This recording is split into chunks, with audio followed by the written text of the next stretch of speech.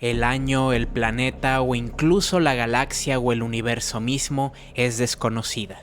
Durante toda tu vida, lo único que sabes es que siempre ha existido un sangriento conflicto bélico entre los monjes resilientes a los que perteneces y los que tú conoces como Jeremies, dinosaurios pensantes y armados hasta los dientes con armas como lanzallamas, katanas y lanzacohetes que están en una determinada búsqueda por extinguir a lo que queda de la humanidad.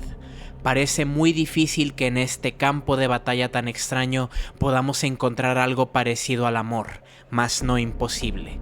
Esa es la historia que cuenta Kirsten Allin en su libro Amor en tiempos de dinosaurios. Está siendo visitado por la caravana obscena. Yo soy Juan Vizcarra.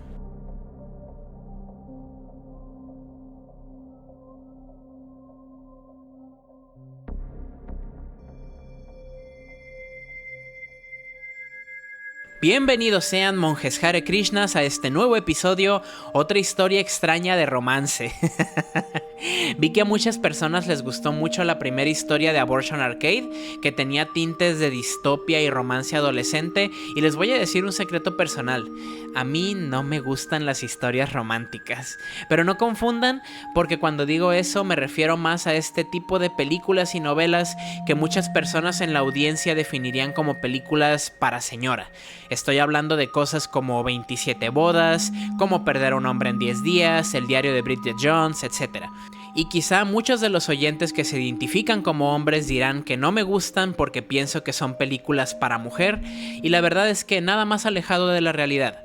No me gustan estas historias porque el 99% de las veces siento que enaltecen actitudes incorrectas en una relación y las pintan como actividades románticas.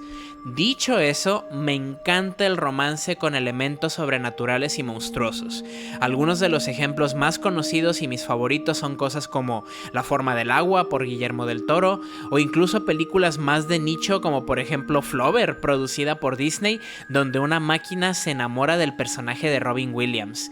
Wall-E también es otra, y otra de mis favoritas, My Cyborg Boyfriend, dirigida por Park Chan-wook, director coreano de la película de Oldboy. Por si no la conocían, es una excelente comedia romántica. Y me encantan estas historias porque creo que el romance es, en su núcleo, muy personal y específico para cada persona. Muy probablemente los oyentes que tengan pareja puedan confirmar que el acto de enamorarse de otra persona no solo incluye hacerlo por apariencias o intereses, sino también el hecho de sentirse cómodo y con la libertad de ser uno mismo con la otra persona a pesar de nuestros defectos, nuestros monstruos personales, por llamarlo de alguna manera. Al menos en mi caso con mi pareja, ella es una persona con la que puedo ser yo mismo sin miedo a juicios y sin esconder lo que soy. En libros también hay muchas novelas románticas que siguen esta línea extraña donde lo monstruoso y sobrenatural forma parte esencial del acto de enamorarse. En Cherub, Querubín por David C. Hayes, se nos habla de un hombre descomunal con discapacidades mentales que es usado por la mafia como sicario y encuentra el amor en una de sus víctimas. Carlton Melick con su novela Cada vez que te veo tu maldita cara explota, una novela de romance infantil con un giro que creo que se explica solo.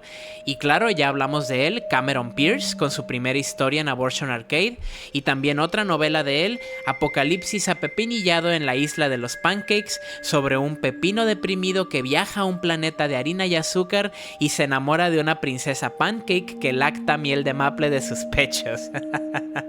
Sí, eso existe, hablaremos de él eventualmente, pero por ahora hablaremos de su esposa, Kirsten Allin, autora del libro de hoy, Amor en tiempos de dinosaurios, y vamos a hablar un poco de ella como autora, como es costumbre. Kirsten es una poeta de Portland, Oregon, que ha publicado su trabajo en varias revistas y compilatorios relativos a la poesía y decidió incursionar a escribir narrativas de ficción y posteriormente incursionó en la ficción bizarra. Algunos de sus cuentos cortos pueden encontrarse en un compilatorio llamado Tumba la puerta y cómete a las gallinas y Asombrosas historias del monstruo de espagueti volador, este último siendo reconocido por algunos representantes de esta religión satírica como un estandarte de su filosofía dadaísta. Kirsten es también fanática, pongan atención, es fanática no de la cultura pop japonesa, sino más bien de la obsesión que las personas tienen con la cultura pop japonesa. En las historias de Kirsten vamos a encontrar muchas instancias y referencias a Japón y su entretenimiento, no como un homenaje, sino también como una crítica a los niveles absurdos a los que muchas personas como los otakus o los llamados hikikomori en Japón llegan en su fanatismo al entretenimiento producido en este país.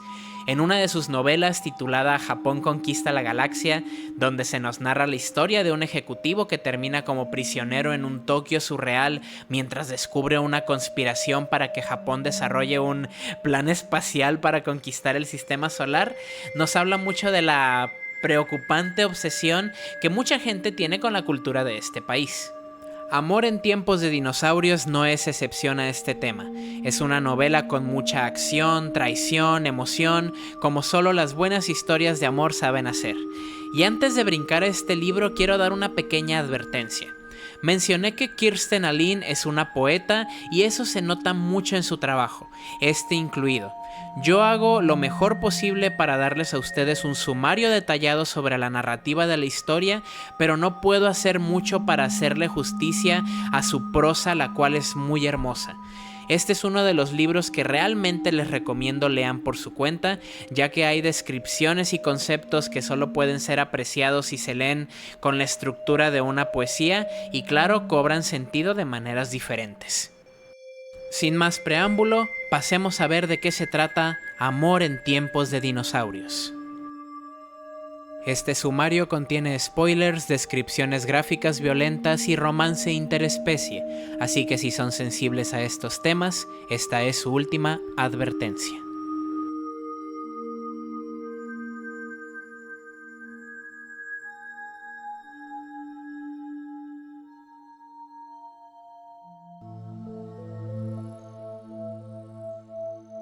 Hay una leyenda que cuentan los ancianos, una que dice que en el centro del planeta, el cual tiene la circunferencia de 1000 pájaros volando consecutivamente desde el nacimiento hasta el cansancio, hay una caverna, y en esa caverna hay 40 islas flotantes, y cada una de ellas tiene un anciano y una anciana. Desde el inicio de los tiempos han tenido 87 años y deambulan ciegos por la soledad de sus islas. En el fin de los tiempos, cuando las islas se liberen del centro del planeta y salgan a la superficie, los ancianos finalmente encontrarán a las ancianas y se regocijarán por la existencia de otro ser humano, y solo su descendencia será capaz de detener a los Jeremy. Los Jeremy, el azote de la humanidad, el gran destructor. Nuestro protagonista anónimo, al cual por fines prácticos llamaremos Eldor, se encuentra haciendo guardia en la copa de los árboles junto con su compañero Umka. Llevan varias horas en vigila para evitar otro brutal ataque de los Jeremy, dinosaurios sanguinarios que han azotado las aldeas vecinas del monasterio desde que Eldor tiene memoria. Los Jeremy un día simplemente aparecieron y comenzaron a devorar y pisotear a ganado y seres humanos por igual. La única línea de defensa ante su ataque fueron los monjes del monasterio, humanos iluminados y entrenados en artes marciales y tácticas de guerra que juraron jamás usar sus poderes para el mal, pues su filosofía era pacifista, pero incluso la paz tiene tolerancia. Eldor y Umka están armados con cañones que disparan plástico líquido y caliente. Este se endurece al hacer contacto con el enemigo y los deja atrapados hasta que un monje llegue a terminar el trabajo o el enemigo muera de hambre o asfixiado por el plástico. El único dinosaurio bueno es un dinosaurio muerto. Umka es el segundo compañero que tiene Eldor. Su primer compañero, llamado Chip, fue tristemente devorado por un tanque estegosaurio hace unas cuantas semanas. Eldor está seguro de que podría ir a visitar la tumba de su compañero, pues sabe la ubicación donde el estegosaurio quedó pudriéndose debajo del plástico, pero aventurarse en el bosque plagado de Jeremys es muy peligroso. Umka no es un mal compañero, pero tiene la mala costumbre de tener manías compulsivas que ponen de los nervios a Eldor, como encender y apagar su arma o hacer sonidos extraños con la boca, un síntoma de su nerviosismo del cual Eldor no puede culparlo mucho. Después de todo, esta guerra es lo único que ambos han conocido, pero no deja de ser molesto para él. Chip nunca hubiera tenido estas manías. Su paz es interrumpida cuando de pronto, por entre la maleza se asoman 2 velociraptores que parecen estar en rol de patrullaje. Eldor prepara su rifle plástico para poder atacar, hasta que recuerda que normalmente estos animales nunca viajan en grupos así de pequeños. La advertencia llega demasiado tarde para Umka, quien dispara errando el tiro por completo. Los raptores entran en alerta y comienzan a disparar de vuelta con sus armas mientras retroceden a la parte espesa del bosque. Eldor intenta buscarlos para intentar atinar un disparo afortunado, pero han escapado de su visión. Sin embargo, ese es el menor de sus problemas. Un crujir de árboles le advierte de la presencia de un dinosaurio aún más grande. Un brachiosaurio que muerde la mitad de la rama en la que se encontraba Umka, cercenándolo limpiamente desde la cintura hacia abajo. Sus órganos se desparraman al suelo y el resto de los vigilas de los árboles vecinos abren fuego contra la horda de Jeremys que salen de los árboles. Entre ellos un gigantesco tiranosaurio rex equipado con lanzacohetes de 3 cañones. Eldor toma la mitad del cuerpo de Umka y se desliza por el árbol para bajar antes de que uno de los cohetes pueda impactarlo. Desgraciadamente, los vigilas del árbol a unos cuantos metros no tienen tanta suerte y vuelan en 1000 pedazos que caen encima de Eldor y Umka en una lluvia roja y espesa. Los Jeremy se acercan a su posición y Eldor toma a Umka y se lo pone como si fuera una mochila humana usando la correa de su cañón plástico. Umka le dice a Eldor que está bien, mientras este último busca una ruta de escape entre el caos que los Jeremys están provocando. Una mirada al cielo le confirma que además de asedio terrestre, un grupo de pterodáctilos con katanas están circulando el aire. Eldor evade a tiempo una navaja circular que rebana el árbol detrás de ellos, haciendo caer a otra pareja de vigilas al campo de batalla y dejándolos vulnerables. Umka vuelve a sus sentidos y desde la espalda de Eldor toma su cañón plástico para defender a los monjes que quedan mientras Eldor emprende la huida. Consigue plastificar a un par de dinosaurios y Eldor evade a los pterodáctilos que caen en picada para rebanarlos con sus katanas. Observa detenidamente el cielo y le dice a Umka que se prepare para una jugada arriesgada. En el instante en el que otro pterodáctilo se sumerge para intentar atacarlos, Eldor balancea la mitad de Umka hacia arriba para que la correa de su arma se enrede en el cuello del dinosaurio volador. Eldor sujeta firmemente la mano de Umka y se trepa al pterodáctilo que emprende viaje de vuelta al cielo, y apuntando el arma a la cabeza del animal, le ordena que vuele lejos del peligro. Eldor observa cómo los demás monjes lidian con este ataque tan inesperado de los Jeremy mientras se alejan volando. Sabe que cada vez estos ataques se están volviendo más audaces y están rompiendo las defensas del monasterio con más facilidad. Los pterodáctilos ignoran a su compañero aprisionado y continúan la batalla, pero el pterodáctilo en el que se encuentran Eldor y Umka empieza a borrar erráticamente. Y es entonces que Eldor nota que el ala del pterodáctilo tiene una herida de un disparo y se ha estado desangrando durante todo este tiempo. Razonar con el animal es inútil, pues en medio del aire el pterodáctilo pierde la conciencia y comienza a caer en picada hacia el suelo. En medio del movimiento, Eldor y Umka se desprenden del pterodáctilo en caída libre hacia el suelo, pero Umka sujeta de los hombros a Eldor y este extiende su cavidad torácica para crear una especie de paracaídas de carne y hueso. No frena dramáticamente su velocidad de caída, pero ayuda en algo.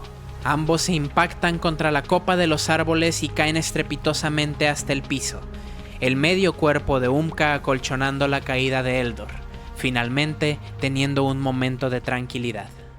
Para este punto, el lector y ustedes oyentes se estarán preguntando cómo es posible que Umka siga vivo después de haber perdido todos sus órganos y además ser usado como un paracaídas improvisado. Estos monjes son la última línea de defensa por una buena razón, y es que han dedicado su vida a elevar sus sentidos y conciencia más allá de sus cuerpos, aprendiendo que la fuerza vital que nos mueve y que conocemos como alma es capaz de existir por encima de nuestro cascarón mortal o lo que quede de él. Las necesidades fisiológicas, el sueño, el hambre y el dolor son de naturaleza efímera para estos monjes, pues su conciencia está elevada más allá de estas cadenas corpóreas, lo que les permite resguardar su conciencia en sus cuerpos, aunque éste haya sido casi destruido. incluso si pierden un miembro o parte de su cuerpo, los monjes médicos del monasterio pueden reemplazarlo con otro aunque no sea la pieza correcta. No es extraño ver a un monje que perdió un brazo en batalla, ver que lo han reemplazado con un pie, por ejemplo. Es por eso que los dinosaurios también han creado armas tan destructivas para mutilar y despedazar los cuerpos de los monjes para no darles ninguna oportunidad de resurrección. Nadie sabe de dónde vienen o cuál es el propósito más allá de destruir y devorar. Eldor analiza sus alrededores y comprueba el estado de Umka, el cual, a pesar de su estado, está bien. Se podría decir que está medio bien. Nuevamente se lo echa al hombro como una mochila y emprende una caminata para llevarlos a ambos de vuelta a la seguridad del monasterio, tolerando nuevamente las manías compulsivas de Umka en el camino. De pronto, en medio de un claro del bosque, Eldor se encuentra con una estructura peculiar, algo que gracias a su conocimiento puede identificar como un nido de Jeremis. Eldor deja a Umka en el suelo y le dice que espere mientras va a investigar. Umka levanta su arma para ponerse en guardia para que Eldor investigue tranquilo, y una vez en el interior, Eldor está sorprendido de ver que si esto es un nido de Jeremis, viven bastante parecido a los humanos. Hay estanterías, mesas y hasta lo que Eldor puede deducir se trata de un librero. Pero también hay algo más, una pila de paja con un descubrimiento atroz, un grupo de huevos tibios de dinosaurio. Si Eldor solo hubiera visto esto y no todo lo demás, no habría dudado en plastificar los huevos, pero al ver que, al menos este Jeremy en particular no es salvaje ni violento, Eldor solo toca la superficie del huevo para satisfacer su curiosidad. Y entonces, algo más en la estancia se mueve. Eldor se gira con su arma lista para disparar, solo para descubrir un cachorro de dinosaurio, no más grande que un perro, mirándolo con inquieta curiosidad. De nuevo, Eldor duda en disparar su arma, y en su lugar hace exactamente lo mismo que hizo con los huevos. Extiende su mano hacia el dinosaurio infante, pensando que en el momento en el que lo toque podrá ver el futuro y todos los humanos que masacrará cuando este dinosaurio sea un adulto, y sentirá todo el dolor que va a causar en un instante. Pero no ocurre nada. El dinosaurio solo se frota contra la mano de Eldor con un siseo amigable. Eldor decide abandonar la residencia, y cuando Umka le pregunta qué fue lo que encontró, Eldor miente diciendo que ha estado abandonada por meses. Umka, insatisfecho con su respuesta, le dice que cuando lleguen al monasterio, alguien debería volver para investigar. Ambos compañeros emprenden un viaje silencioso hacia el monasterio, cuidándose de la presencia de más dinosaurios. Hay una historia que se ha contado desde muchas generaciones, muchas antes de que incluso Eldor naciera. Antes, los bosques que rodeaban el monasterio no estaban plagados por dinosaurios como humanos, sino por una raza de animales fantásticos llamados Steves. Los Steves eran animales quiméricos de gran sabiduría que habitaban el bosque en paz. Estas criaturas nacían directamente como un fruto de la meditación profunda de los monjes del monasterio, la cual creaba pensamientos tan puros e intensos que se materializaban desde la mente del monje y formaban una nube amorfa que después se apareaba con los tejones del bosque. El resultado de esta unión tan extraña eran los Steves, criaturas que eran mezclas de varios animales y poseían un gran conocimiento sobre el universo, aunque eran a veces demasiado celosos para compartirlo con los demás. Con la excepción de un monje llamado Zohar, a quien se le veía constantemente fuera de los territorios del monasterio conversando con los Steves y empapándose de su sabiduría mística. Se dice que antaño fue un Steve quien le enseñó a los monjes cómo separar alma y cuerpo y alcanzar la casi inmortalidad.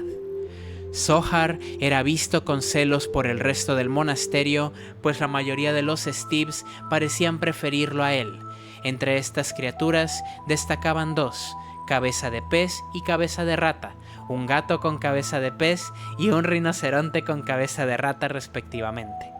Se dice que un día los Steves le advirtieron a Zohar que abandonarían el bosque pues no serían capaces de sobrevivir la catástrofe que estaba por venir, y en cuanto se desvanecieron, los Jeremy atacaron. Zohar intentó buscar a los Steves con desesperación mientras los Jeremy masacraban y devoraban pueblos a diestra y siniestra, muy para el desdén de los demás monjes que lo criticaban por perder el tiempo buscando seres desaparecidos en lugar de unirse a la batalla. Zohar estaba terco en encontrar a los Steves, pues creía que ellos tenían el secreto para derrotar a los Jeremys de forma pacífica y democrática, así que se equipó para un largo viaje a lo profundo del bosque para buscarlos, pero en su salida solo vio miradas de desaprobación, tanto de sus hermanos monjes como de los aldeanos de los pueblos vecinos. En uno de estos pueblos, Zohar vio a un par de niños jugando a orillas de una maleza espesa, y sin previo aviso, un gigantesco carnotauro salió de las plantas y los devoró de un solo bocado tragándoselos vivos. Esto fue suficiente para Zohar.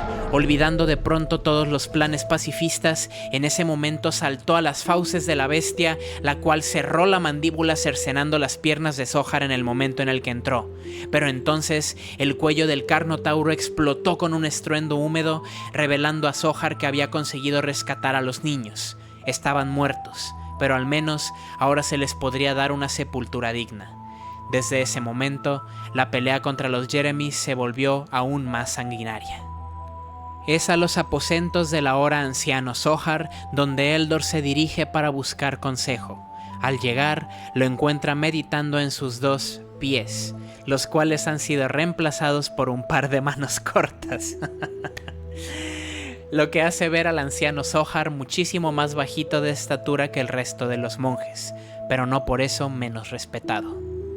El anciano Zohar percibe las inquietudes en Eldor, y aunque este no le dice nada explícito, Zohar le sugiere que tome un arma y vaya a los jardines detrás del monasterio para despejarse un rato. No es hasta que llega a los jardines armado que Eldor ve el posible motivo por el cual el anciano Zohar lo envió hasta acá, pues hay un par de dinosaurios infantes jugando en los pastizales, una presa fácil para cualquier monje que se sienta sádico. Sin embargo, además de que atacar ahora podría provocar otro asedio de los Jeremy que seguramente están cuidando a las crías, Eldor nota algo más, una silueta que se asoma entre los árboles y que definitivamente es un dinosaurio, pero no es como ninguno que haya visto antes.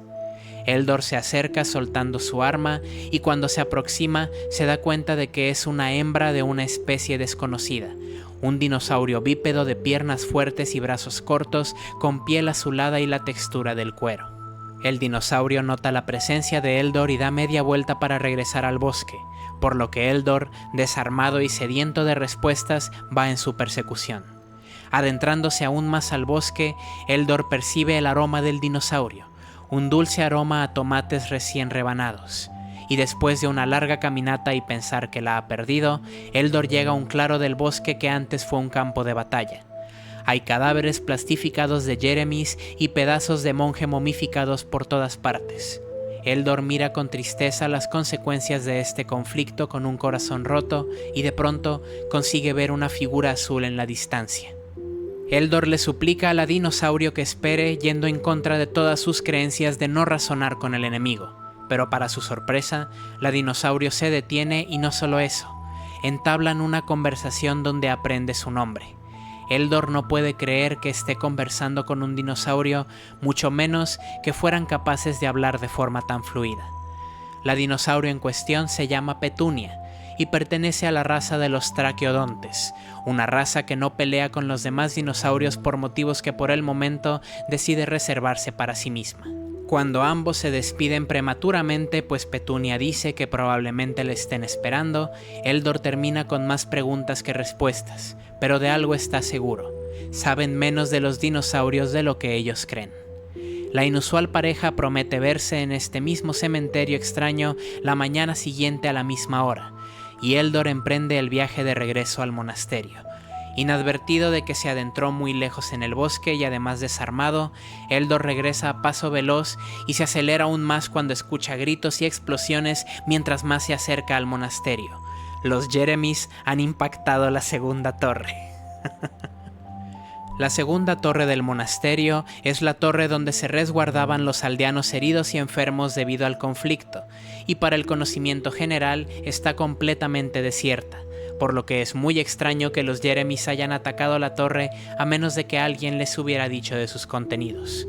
Eldor no tiene tiempo para pensar en ello, pues mientras corre en dirección al monasterio, Jeremys y monjes pelean a su alrededor mientras él está desarmado y sin ninguna defensa. Un pterodáctilo intenta levantarlo del suelo, pero Eldor consigue llegar a un lugar techado donde ve a Umka saliendo a la batalla. Han reemplazado su parte inferior con una sola pierna, por lo que se desplaza disparando y dando brinquitos.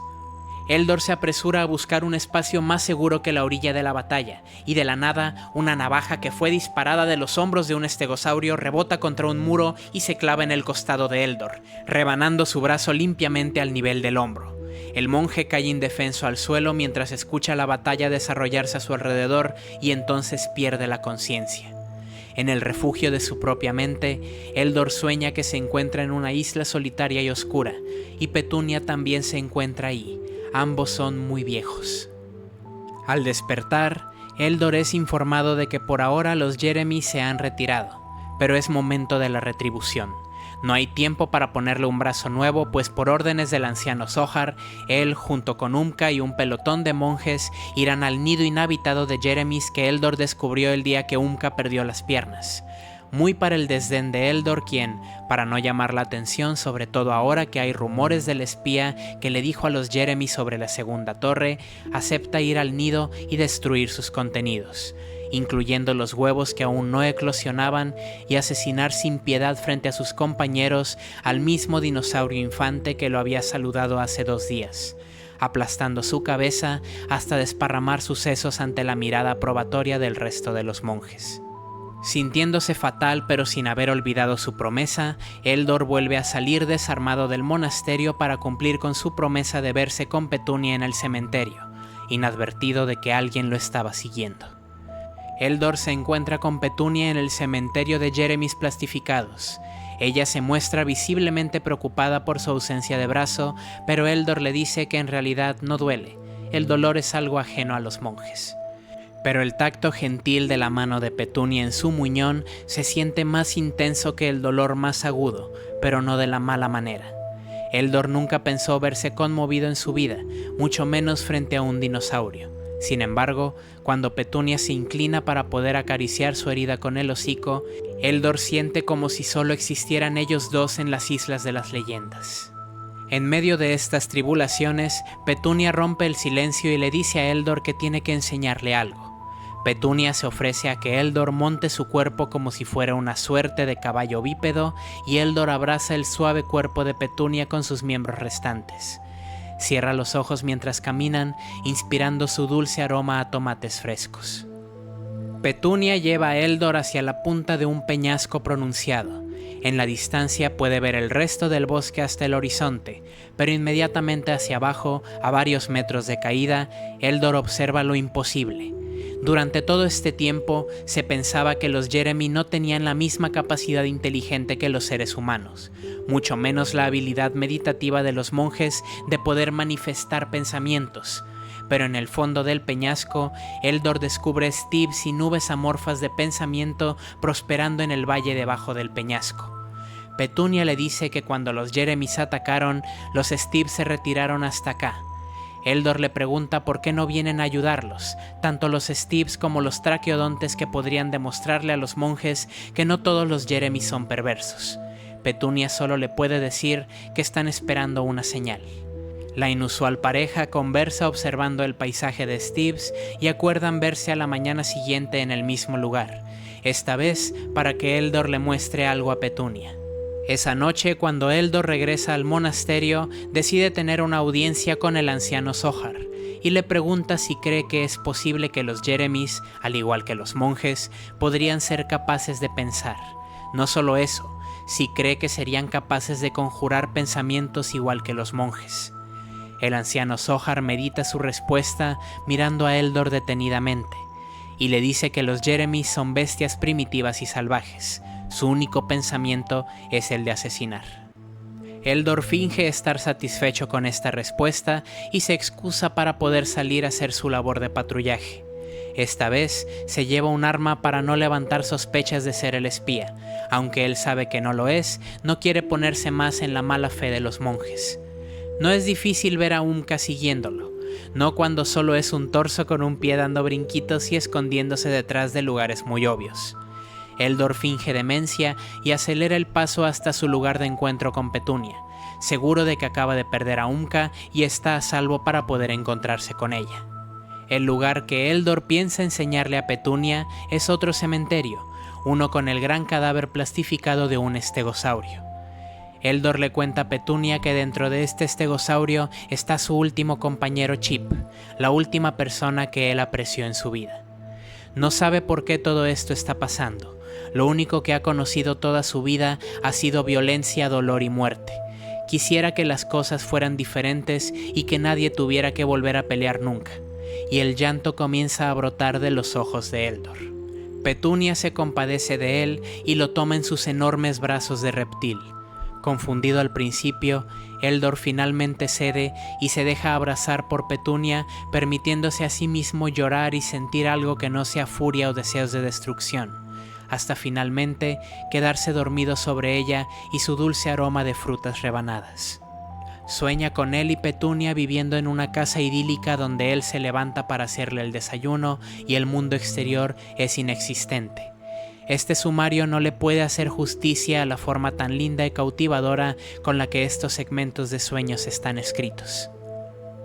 Al abrir los ojos, Eldor descubre que el cielo está cerca del ocaso y tiene un horrible dolor de cabeza. Cuando se toca las sienes, descubre que el dolor es tan intenso que incluso tiene un leve chichón arriba de su ojo derecho. Petunia le pregunta qué estaba soñando, pero un sonido en las ramas cercanas llama la atención de ambos. Ninguno de los dos puede ver lo que provocó el sonido, pero Eldor conoce muy bien cómo suena un solo pie dando brinquitos apresurados de vuelta en dirección al monasterio. Eldor le dice a Petunia que lo mejor será que regrese con el resto de los traqueodones mientras él emprende viaje de vuelta al monasterio, pero al llegar, lo único que ve es una masacre silenciosa. Los Jeremy debieron de haber atacado nuevamente, esta vez uno de los ataques más atroces hasta ahora. Hay pedazos de monje y dinosaurios por todas partes, y todo está en un sepulcral silencio hasta que un velociraptor que estaba devorando un cadáver nota la presencia de Eldor y va en su persecución. Eldor emprende carrera hacia las puertas del monasterio evadiendo sus mandíbulas apenas por milímetros cuando otro monje cierra las puertas detrás de él, cercenando la cabeza del dinosaurio en el proceso. Pero esta no es una reunión amigable, pues Umka llegó primero al monasterio para dar las noticias de que vio a Eldor comulgando cariñosamente con un Jeremy, por lo que se asume que él es el espía. El anciano Zohar le dedica una mirada desaprobatoria, pero también le dice que gracias a la información de Umka, tienen una idea básica de la ubicación de los traqueodones y harán su retribución final. Acabarán con todos los dinosaurios de una vez y por todas. Eldor es arrojado a un calabozo de una de las torres que aún sigue en pie, mientras el resto de los monjes se equipan con las armas más destructivas del arsenal, aquellas que sería muy ilógico pensar que estarían en posesión de una facción que antaño se hacía llamar pacifista, y es obligado a verlos marchar en dirección hacia el bosque, en dirección a Petunia y el resto de los traqueodontes pensantes. El bulto en la cabeza de Eldor comienza a doler todavía más mientras más ansiedad siente de pensar en lo que está pasando, hasta que el dolor se vuelve demasiado insoportable como para pensar en otra cosa. Eldor se toca la frente para comprobar que el bulto es ahora del tamaño de una fruta grande y está creciendo con cada instante. Eldor se desploma en el suelo mientras aúlla de dolor y entonces el bulto crece a proporciones descomunales, literalmente dando a luz a través de la frente de Eldor. En una masa viscosa de sangre, materia gris y hueso, un majestuoso pterodáctilo adulto se manifiesta extendiendo las alas con un chillido animal. Eldor no tiene tiempo para preguntarse qué chingados acaba de suceder, así que no piensa perder la oportunidad. Se monta en las espaldas del pterodáctilo y le ordena que lo lleve con Petunia. El animal embiste el muro de piedra de la prisión y se sacude el escombro para emprender el vuelo. Desde tierra, los monjes notan el aullido del pterodáctilo y abren fuego, pero milagrosamente consiguen sortear los disparos y llegar con bien hasta la aldea de los traqueodones. Una mirada alrededor de la aldea le comprueba a Eldor que estos animales viven incluso más civilizados que los monjes. No hay tiempo para ponerse a turistear. Petunia explica brevemente de quién se trata e inmediatamente después los traqueodones alzan las armas. Petunia le dice a Eldor que esta es la señal que estaban esperando. Los Steves acudirán a la ayuda de los traqueodones para deshacerse de la amenaza de los Jeremys de una vez y para siempre. En la distancia, el aullido de otros pterodáctilos, tiranosaurios, raptores, estegosaurios y brachiosaurios se escucha en la distancia junto con el sonido de armas cargadas. Lo que sigue es una de las escenas de batalla más exquisitamente escritas que he tenido la fortuna de leer, y que para desgracia del formato escogido y también para incentivarlos a apoyar este género, simplemente no le haría justicia. Eldor y los traqueodones comienzan la batalla perdiendo varios de los suyos en la primera acometida debido a las sierras circulares lanzadas por los estegosaurios, pero eventualmente ganando la simpatía de los monjes que se dieron cuenta de que los traqueodones estaban de su lado. En un momento cúspide de la batalla, los Steves irrumpen a través del bosque, impactándose contra los Jeremys y en un proceso similar al nacimiento del pterodáctilo desde la frente de Eldor, haciéndolos implotar desde adentro con luciérnagas que iluminan todo el campo con la intensidad de un sol matutino, desvaneciendo a los Jeremys en un destello de luz que se difumina en el aire. Mientras los monjes recogen sus pedazos y los traqueodones restantes atienden sus heridas, de los escombros de la batalla, un Steve con cuerpo de gato y cabeza de pez viene arrastrando la mitad de un monje mientras llora desconsolado. El monje que trae arrastrando es el anciano Zohar, quien está más allá de la salvación, pues se trata de un suicidio voluntario. Una katana se encuentra clavada en el abdomen del anciano Zohar y una expresión de profunda decepción y furia está dibujada para siempre en su rostro. Quizá volver a ver a los Steves fue demasiado para él. Quizá el traidor era él y no pudo con la vergüenza de perder. La novela jamás lo explica y lo deja abierto a la interpretación. Y mientras las luciérnagas iluminan el ahora cielo nocturno, Eldor y Petunia se toman de la mano. Se cuentan nuevas leyendas sobre el mito del gran destructor, en el que después de que el anciano y la anciana se encuentren en sus islas y salgan a la superficie del planeta, todos podrán verse a los rostros y la luz los cegará tanto que serán incapaces de percibir diferencias entre Steves, monjes, tejones o dinosaurios, y en la luz, por siempre ciegos, vivirán en paz.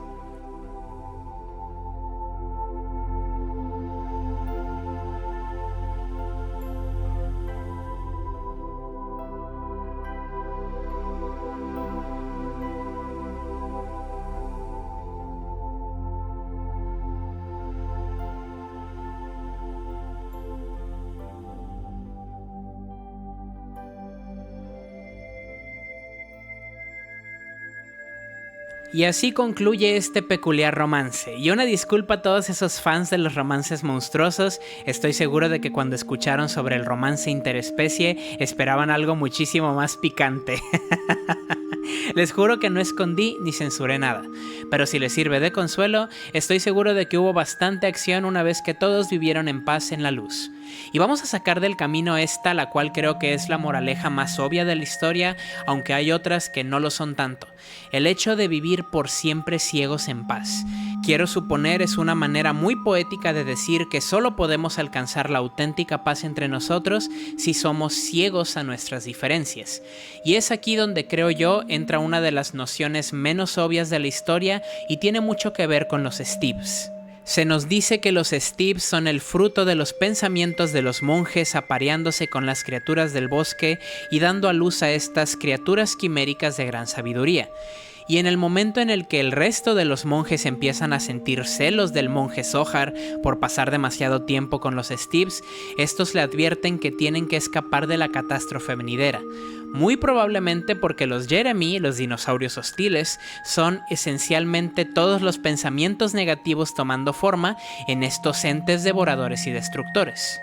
Si lo queremos interpretar de manera aún más abstracta, podemos decir que todo el conflicto se trata de un círculo vicioso de los monjes del monasterio luchando contra sus pensamientos negativos, y el hecho de que estos monjes sean casi inmortales es un paralelo a la constante lucha que nosotros en la vida real tenemos con nuestros impulsos y ansiedades, con todo y las recaídas que vienen en el proceso de librarse de un mal pensamiento, un mal hábito o incluso un vicio. Todo contado desde la perspectiva de monjes inmortales luchando con dinosaurios y espolvoreándole un poquito de romance. Y si nos ponemos a pensar, la verdad es que en la superficie la historia no es muy compleja, peca incluso de ser algo genérica, pero lo que la vuelve especial, al menos en mi opinión, es el escenario y sus implicaciones, y por supuesto, la hermosa prosa con la que está escrita. Nuevamente quiero exhortarlos a leer este libro por su cuenta porque, como mencioné, la autora de este libro es una poeta y aunque este libro no está escrito como una poesía, la prosa que se utiliza para describir varios eventos como las batallas, los sueños y las sensaciones está muy emparentada a la belleza de la poesía. Y vaya que es un género difícil de hacer, pero creo que es más difícil de apreciar. Mucha gente que no tiene el hábito de la lectura cree que la poesía se limita a rimas y sentimentalismos, pero es un género absurdamente extenso. Como ejemplo más famoso tenemos a la Divina Comedia de Dante Alighieri, que está estructurada en lugar de capítulos en cantos. Pero cuéntenme ustedes qué piensan de esta novela. ¿Creen que cumple su función de ser romántica o funciona mejor como una novela de acción? ¿Creen que le faltó romance o habría sido incómodo ver más interacción entre este monje y esta traqueodona? Es un dinosaurio de apariencia muy chistosa y sé que hay personas que, por ejemplo, cuando yo fui a ver La forma del agua, se sintieron muy incómodas con el prospecto de ver a una mujer humana interactuando con algo que esencialmente es un pez humanizado. Cualquiera que sea la razón, me interesa mucho saber su opinión. Volviendo brevemente al tema de los romances monstruosos, quiero adelantarles que tengo la intención de hablar de algunos relatos y novelas de esta categoría, pero espérenme un poco porque estaríamos hablando de material que se pone muy gráfico y creo que es diferente a las descripciones más violentas porque pues se trata de que sea picante y atractivo y no sé si mi formato y sobre todo mi voz e inflexión son adecuadas para contarlas, pero ya se me ocurrirá algo. Muchísimas gracias a todos por el apoyo en Spotify, YouTube y TikTok. En estos dos primeros ya casi llegamos a los 2000 suscriptores en ambas plataformas, o sea 4000 en total. Muchísimas gracias. Tengo pensado hacer unos videos más cortos donde hablo de algunas cosas que guardo en mi anaquel, pero aún no he tenido tiempo de hacerlos. Traeremos más contenido pronto, se los prometo. Pueden encontrar este y otros libros de Kirsten Allin en Amazon, dejaré algunos enlaces a su trabajo en la descripción. Tengo el conocimiento de que al momento de subirse este podcast, algunos de sus libros están disponibles en la membresía de Amazon Kindle para que les salga gratis. Amazon nada les sale gratis. Nos vemos la próxima semana. Esto fue Amor en tiempos de dinosaurios por Kirsten Allin. Fuiste visitado por la caravana obscena. Yo soy Juan Vizcarra.